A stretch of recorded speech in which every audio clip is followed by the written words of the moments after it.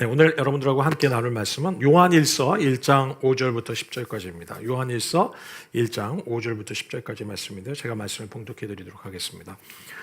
우리가 그리스도에게서 들어서 여러분에게 전하는 소식은 이것이니 곧 하나님은 빛이시요 하나님 안에는 어둠이 전혀 없다는 것입니다. 우리가 하나님과 사귀고 있다고 말하면서 그대로 어둠 속에서 살아가면 우리는 거짓말을 하는 것이요 진리를 행치 않는 것입니다.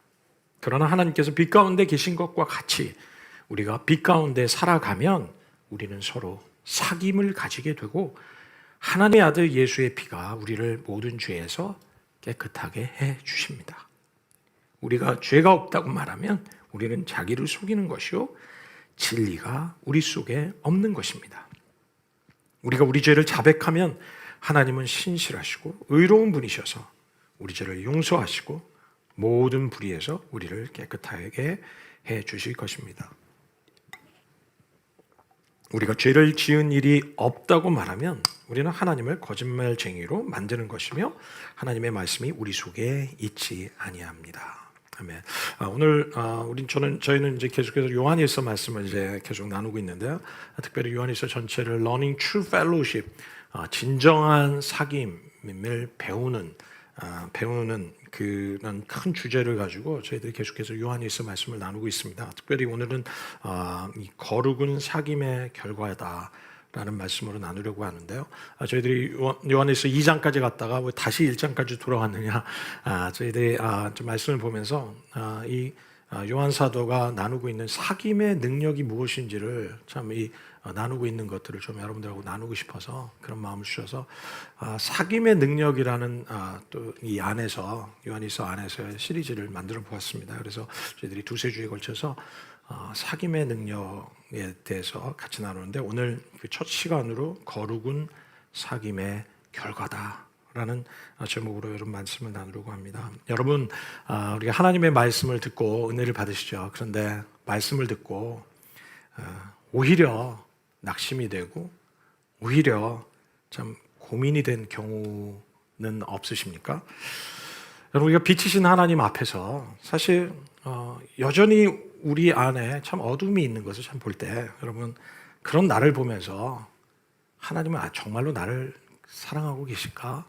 여러분 그런 생각을 해본 적은 없습니까? 여전히 내 안에 주님을 안다고 하지만 여전히 내 안에 순종하지 않는 모습, 여전히 어둠에 있는 모습을 보면서 오히려 하나님께 더 나아가기보다 하나님을 향해서 도망치고 있고 또 하나님으로부터 멀어지고 있는 그런 자신을 발견해 본 적은 없으십니까?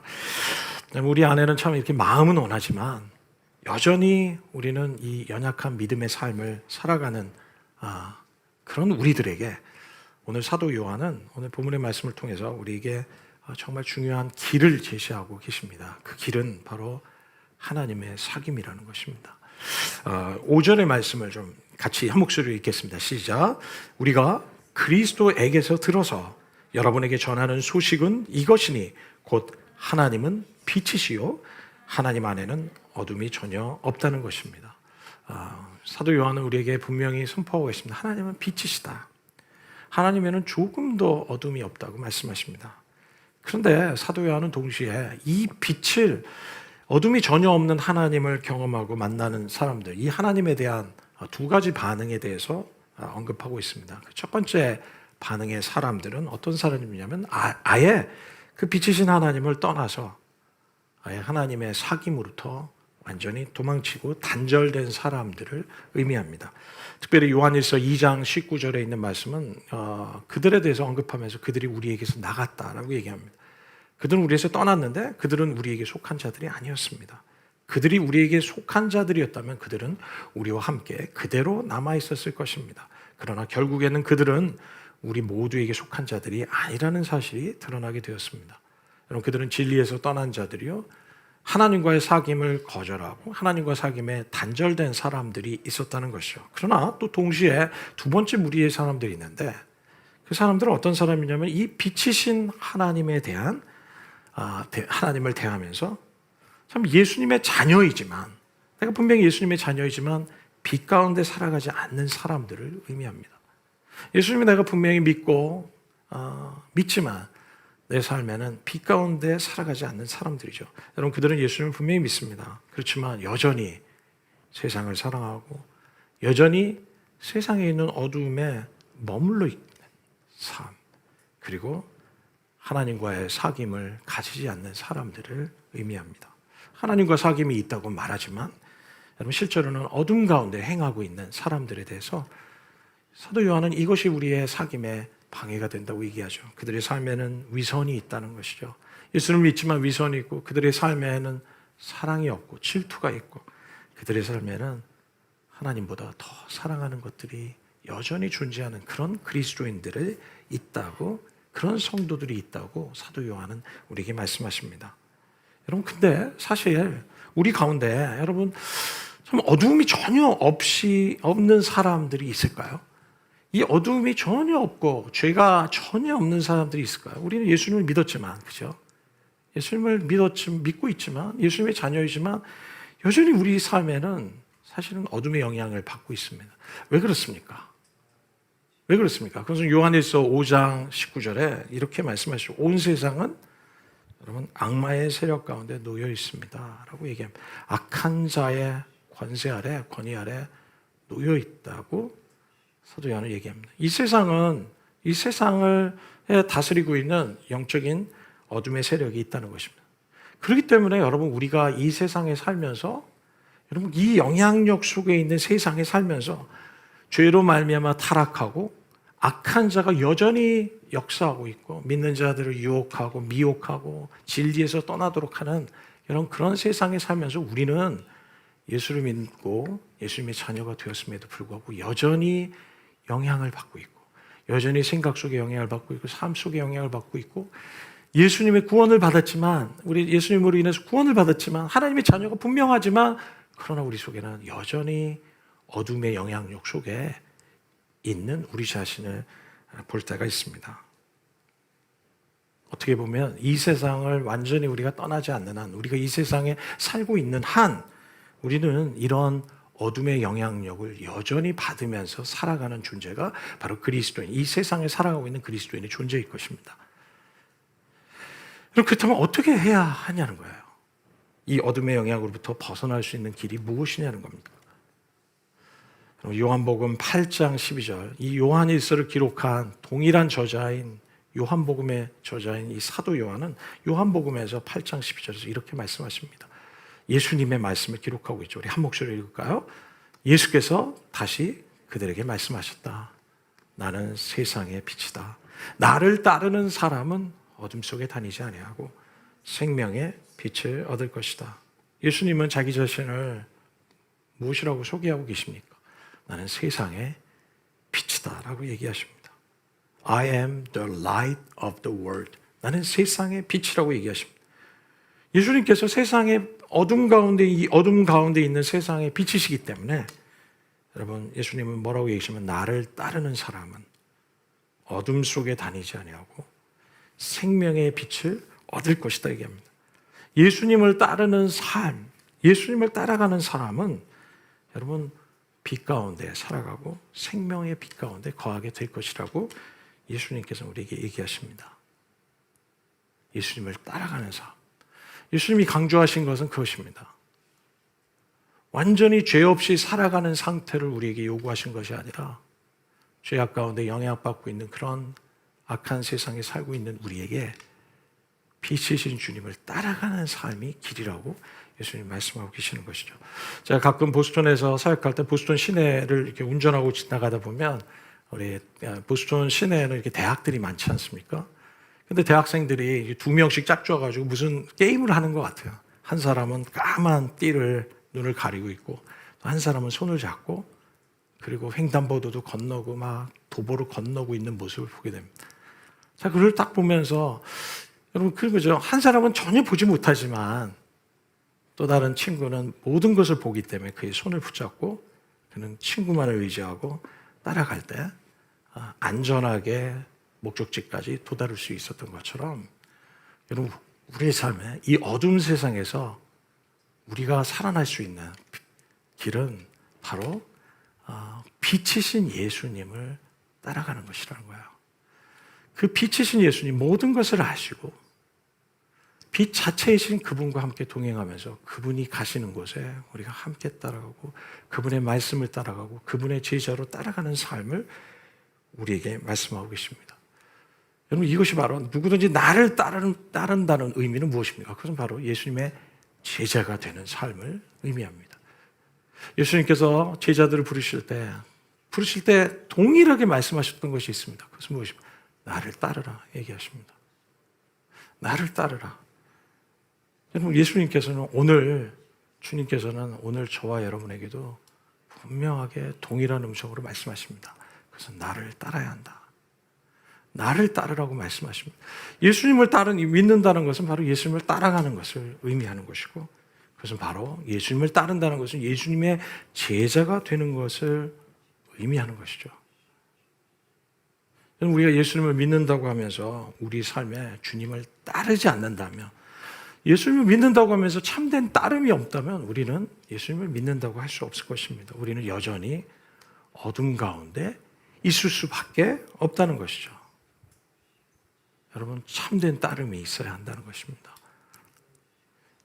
예수님의 제자들의 삶, 예수님을 믿는 사람들의 삶에는 참된 따름이 있어야 한다고 얘기하십니다.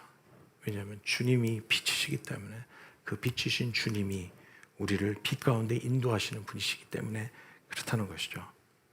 여러분, 6절에서 7절까지 말씀을 좀 다시 한번 읽어볼까요? 같이 읽겠습니다. 시작. 우리가 하나님과 사귀고 있다고 말하면서 그대로 어둠 속에 살아가면 우리는 거짓말하는 것이요 진리를 행치 않는 것입니다. 그러나 하나님께서 빛 가운데 계신 것과 같이 우리가 빛 가운데 살아가면 우리는 서로 사귐을 가지게 되고 그 아들 예수의 피가 우리를 모든 죄에서 깨끗하게 해주실 것입니다. 여러분, 우리가 하나님과 사귐이 있다고 얘기하면서 어둠 속에 살아가면 그것은 거짓말하는 자라는 것이죠. 그러나 하나님께서 빛 가운데 계신 것 같이 우리가 빛 가운데 살아가면 우리는 하나님과 사귐을 갖게 될 것이라고 사도 요한은 얘기하십니다. 여러분, 날마다 우리의 삶에 빛이신 예수님의 말씀을 따라 살아갈 때 여러분, 우리 삶에 하나님과 사귐이 있다는 것이죠. 여러분, 이 말씀은 무엇을 얘기하시냐면, 여러분, 우리에게 이 말씀은 완전한 삶을 요구하는 것이 아니에요. 다시 얘기하지만 우리에게 완전한 거룩을 우리에게 요구하고 있는 말씀이 아닙니다. 아까 말씀드린 것처럼 우리는 여전히 이 세상에서 죄와 스트러글하고 영향을 받고 그것으로 인해서 우리는 싸워가는 삶을 우리는 계속해서 해야 되는 사람이지만, 예수님께서 제자들에게 말씀하신 것처럼 우리가 해야 될 것은 주님을 따라가는 삶이라는 거예요. 주님을 따라갈 때 우리는 완전하지 않지만 우리는 주님을 따라갈 때 우리 안에 하나님과 사귐이 있게 된다는 것이죠. 마치 아까 말씀하신 것처럼 예수님께서 말씀하시면 누구든지 나를 따르는 사람은 어둠 속에 다니지 아니하고 생명의 빛을 얻겠다 말씀하신 것처럼 말입니다. 그런데 오늘 7절의 말씀 보니까 우리에게 사귐이 일어날 때 어떤 일이 일어나겠다고 얘기하십니까? 마지막 절에 7절 마지막 절 뭐라고 얘기합니까? 하나님의 아들 예수의 피가 우리를 모든 죄에서 깨끗하게 해 주실 것이라고 얘기합니다. 여러분, 예수님을 따라갈 때 무슨 일이 일어나면 사귐을 갖게 된다는 거죠. 여러분, 근데 그 사귐 안에 사귐을 가지게 될 때 우리 안에 있게 되는 놀라운 영적인 축복과 경험이 있는데, 그것은 무엇이냐면 아들 예수의 피가 우리를 모든 죄에서 깨끗게 하시는 그 거룩게 하심을 우리가 경험하게 된다는 것입니다. 이것이 사귐 안에 있는 놀라운 영적인 능력이라는 거예요. 하나님의 사귐 안에 들어갈 때 우리는 참된 거룩함을 경험하게 될 것이라는 것이죠. 7절의 말씀을 우리 다시 보실까요? 7절. 뭐라고 얘기합니까? 빛 가운데 계실 거지. 우리도 빛 가운데 살아가면, 우리가 예수 그리스도를 따라가면 사귐을 가지게 되고, 그 사귐 안에는 예수의 피가 우리를 모든 죄에서 깨끗히 해주시는 그런 놀라운 사귐의 능력을 경험하게 될 것이라는 것입니다. 모든 죄에서 우리를 깨끗하게 해주신다. 그 어떤 죄도 용서함 받을 수 있는 은혜를 우리에게 경험하게 해 주실 것이라는 것입니다. 다시 얘기하면 우리가 하나님과 사귐이 있을 때 우리는 하나님이 우리를 거룩해 하시고 우리를 정결하게 하시고 우리를 모든 죄에서 깨끗게 하시는 그런 놀라운 사죄와 거룩해 하심의 그런 놀라운 능력을 우리에게 경험하게 해주신다는 것입니다. 여러분, 그래서 이렇게 얘기할 수 있습니다. 사귐은 우리를 거룩으로 인도한다는 거예요. 여러분, 거룩은 사귐의 결과라는 겁니다. 하나님과의 사귐이 있을 때 우리는 계속해서 거룩해 하시는 하나님의 놀라운 은혜를 경험하기 시작한다는 것입니다. 많은 사람들이 생각하기를 거룩은 사귐의 조건이라고 생각하는 수도 있어요. 그러나 성경은 그렇게 얘기하고 있지 않습니다. 거룩은 사귐의 조건이 아니라 사귐의 결과라는 겁니다. 여러분, 이 말은 무엇입니까? 누구든지 우리는 정말 과거에 어떤 삶을 살았든지 현재 우리는 너무나 부족하고 연약하든지 하나님의 말씀이 요구하는 삶을 우리가 다 살아내지 못하고 순종하지 못해서 늘 주님 앞에 떨고 실패된 마음 갖고 있든지, 여러분, 우리가 그것으로 인해서 계속해서 도망치는 것이 아니라 우리가 그럼에도 불구하고 그리스도를 따라가고 사귐이 있고 그 사귐 안으로 들어갈 때 우리는 하나님의 역사는 그 사귐 속에서 우리를 계속해서 거룩하게 하시고 우리를 온전하게 하시는 그런 놀라운 은혜가 사귐 안에 있다는 것입니다. 거룩은 사귐의 결과입니다. 그러므로 우리는 있는 모습 그대로, 우리의 실패된 모습 그대로, 우리가 갈등하는 모습 그대로 주님 앞에 담대히 나가서 그 사귐 안에 들어가야 합니다.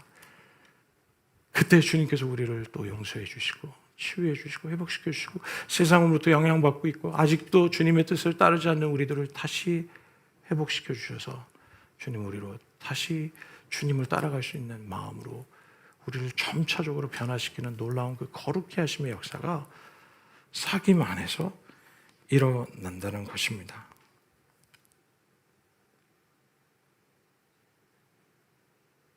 왜냐하면 주님은 우리가 어떠한 상황이 있든지 누구든지 목마르거든 내게로 와서 마시라 하고 초청해 주시지 않았습니까? 누구든지 어떤 실패가 있든지 어떤 연약함이 있든지 우리에게 나오라고 말씀하십니다. 너무나 많은 사람들이 그렇게 생각하는 거예요.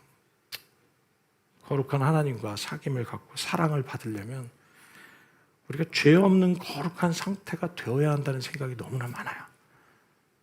하나님께 집중받고 하나님께 사랑받고 용납받으려면 내가 거룩한, 죄가 하나도 없는 거룩한 상태가 되어야 한다는 그 부담감 때문에.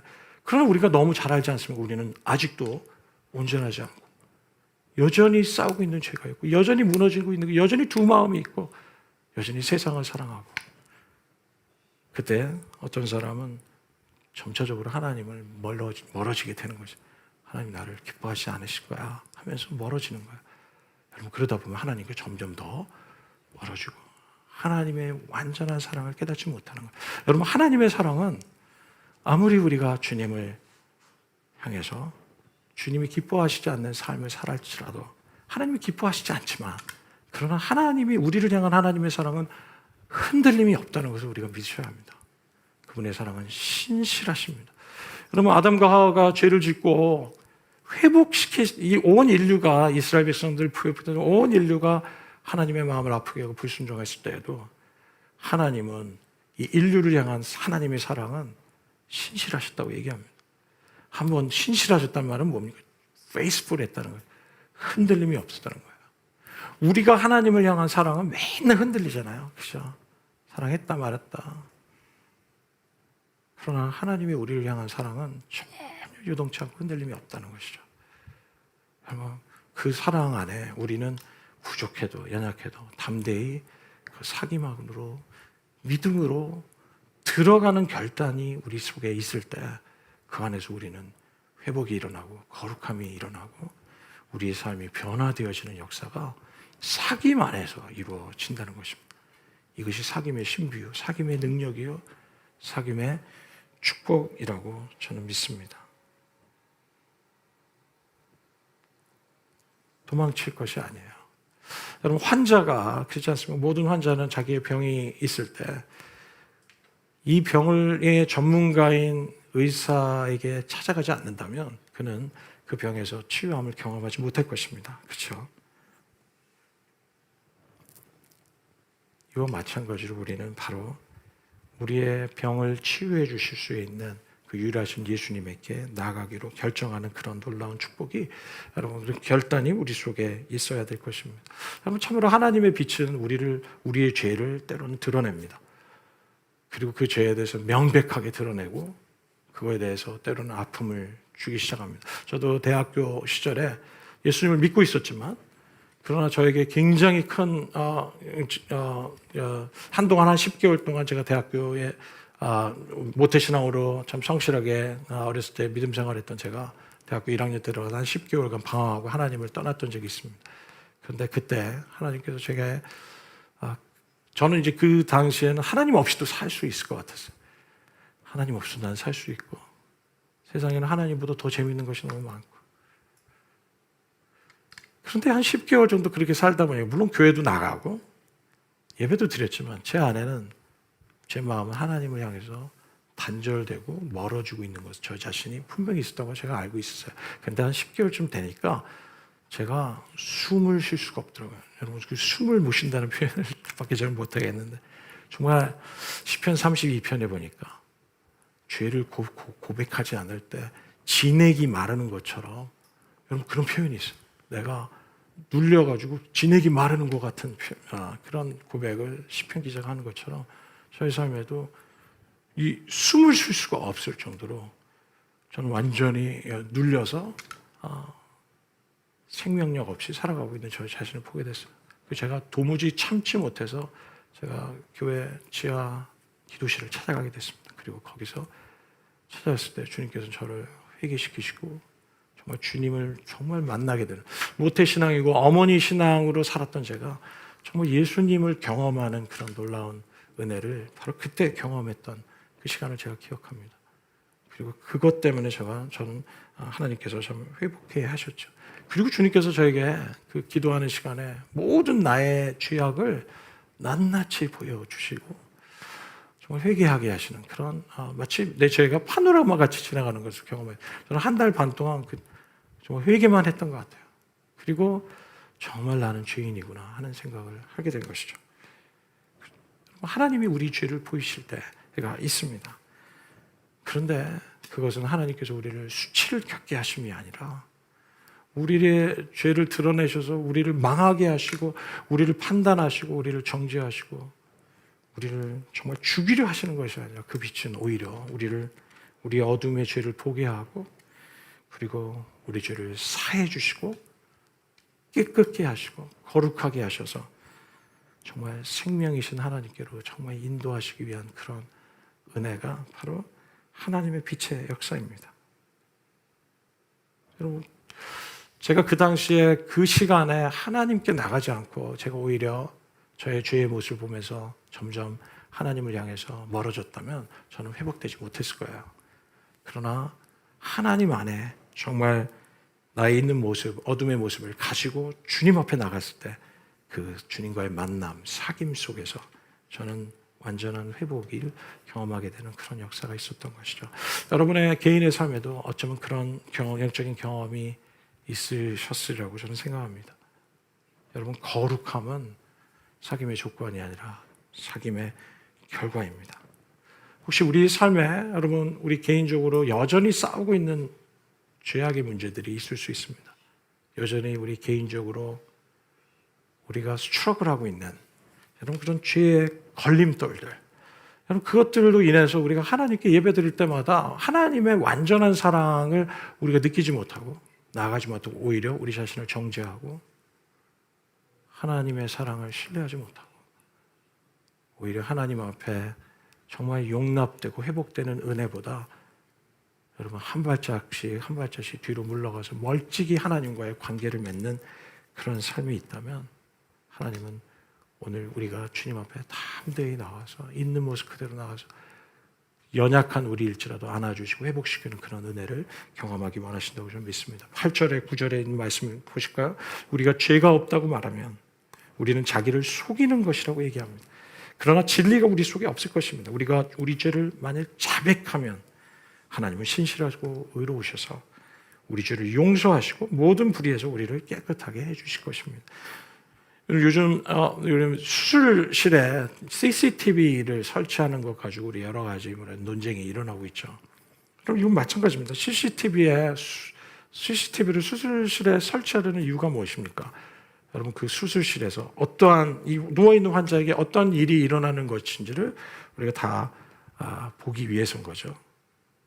여러분, 그것과 마찬가지로 여러분, 오늘 이 말씀은 우리가 하나님의 사귐 안에서 우리가 자백하기 시작할 때, 여러분, 이 자백이라는 건 뭡니까? 이 자백은 그냥 단순히 우리 마음 속에서 그냥 생각에 머무르는 것을 자백이라고 얘기하지 않죠.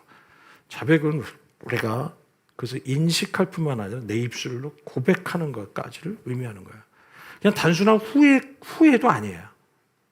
단순한 어떤 정말 죄송하다는 느낌도 아니고, 자백은 뭐냐면 인격 대 인격으로 그 앞에서 say sorry를 할 수 있는 것을 의미하는 것이죠.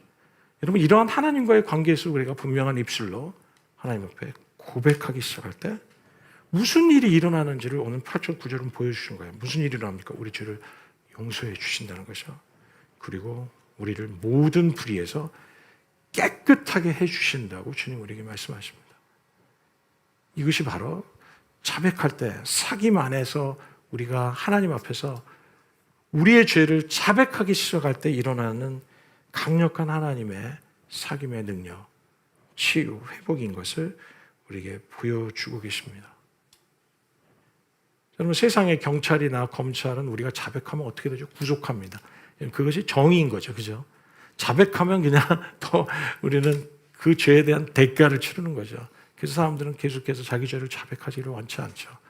그런데 예수님은, 하나님은 우리가 자백하기 시작할 때 오히려 더 용서해 주시고 다 깨끗하게 해주시고 없는 것처럼 다 말끔하게 모든 전과 기록을 다 말끔하게 해주신다는 것이죠. 왜 그렇습니까? 하나님이 정의의 하나님이 아니시라는 의미입니까? 하나님은 죄에 대한 심판하지 않는 분이시라는 것을 의미할까요? 아니죠.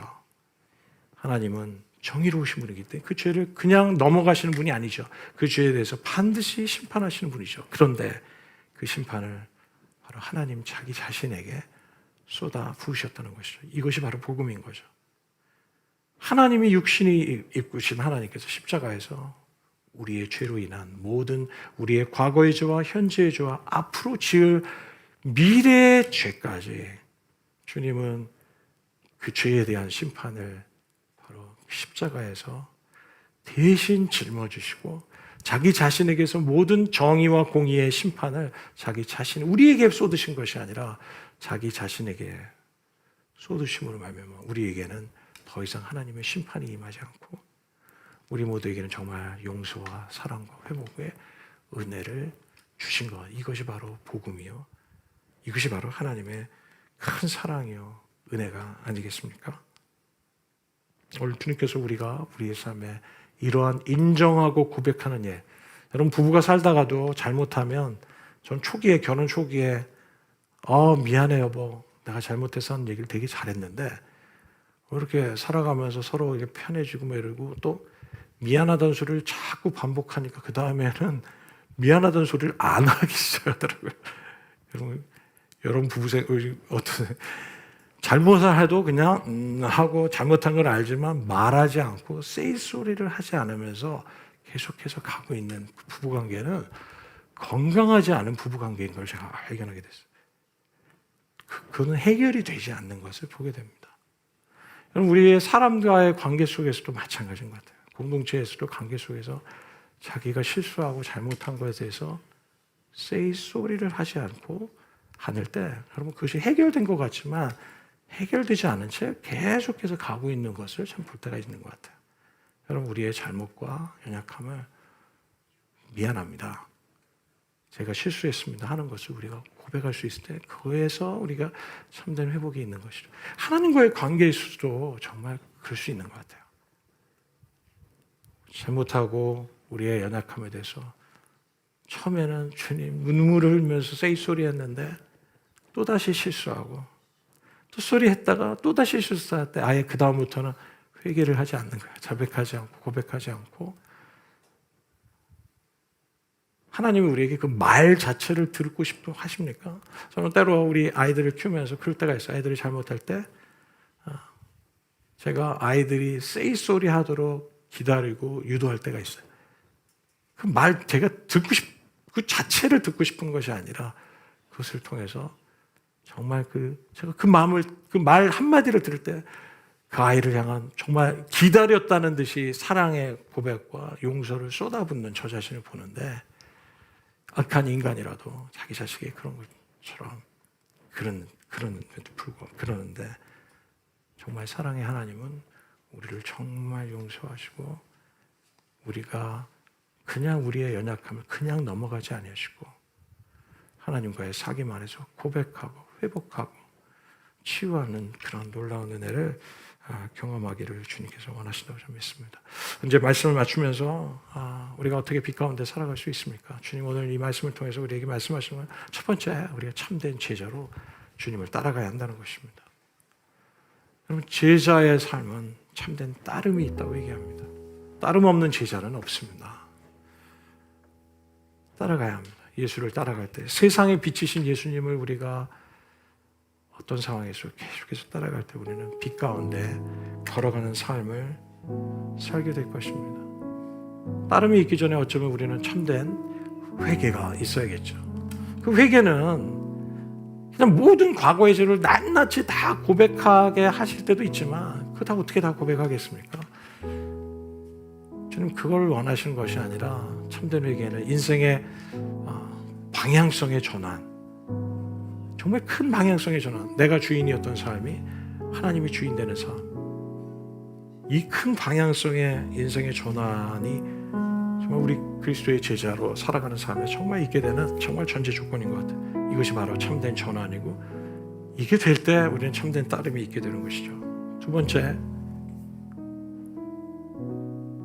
우리는 하나님 위하여 어떤 상황에도, 어떤 실패에도, 어떤 연약함에도 주님의 말씀을 정말 순종하면서 살아가지 못하는 우리일지라도 오늘 하나님의 사귐 안으로 계속해서 들어가야 합니다. 하나님의 사귐을 놓치기를 원치 않으십니다. 하나님이 우리를 위해 그것을 원치 않으십니다. 그래서 우리에게 요한복음 15장에 말씀하시고 내 안에 거하라. 그리하면 많은 열매를 거둘 것이다. 내 안에 거하라. 이것만이 길이다. 나와 내가 사귐을 갖고 있을 때 바로 이것만이 우리의 삶에 성장이 있고 거룩하게 되고 회복하게 되는 유일한 길이라는 거예요. 이것이 얼마나 은혜입니까? 하나님 우리에게 야, 너 완전히 회개하기 전에는 내 사랑, 내 안에 거할 생각하지도 마라. 이게 아니라 주님 얘기하면 내 안에 거하라. 그러면 그 사귐 안에서 용서함이 있고 회복이 있고 치유가 있겠다고 말씀해요. 이게 복음입니다. 여러분 이것을 믿으십시오. 여러분의 의, 여러분의 행위를 볼 것이 아니라 주님의 초청 가운데 들어오시기를 바랍니다. 그럴 때 매일의 말씀을 통해서, 기도를 통해서, 예배하는 삶을 통해서 우리가 주님의 사귐의 시간 속에 주님 우리를 정결케 하시고 회개케 하시고 이끌어 주시고 온전하게 하시는 역사들이 있을 것입니다. 그때 우리는 자라남이 있고 주님의 영광을 향해서 나아가는 놀라운 축복이 있을 것입니다. 이 사귐의 능력을 경험하는 저와 여러분 되시길 주님의 이름으로 축원합니다.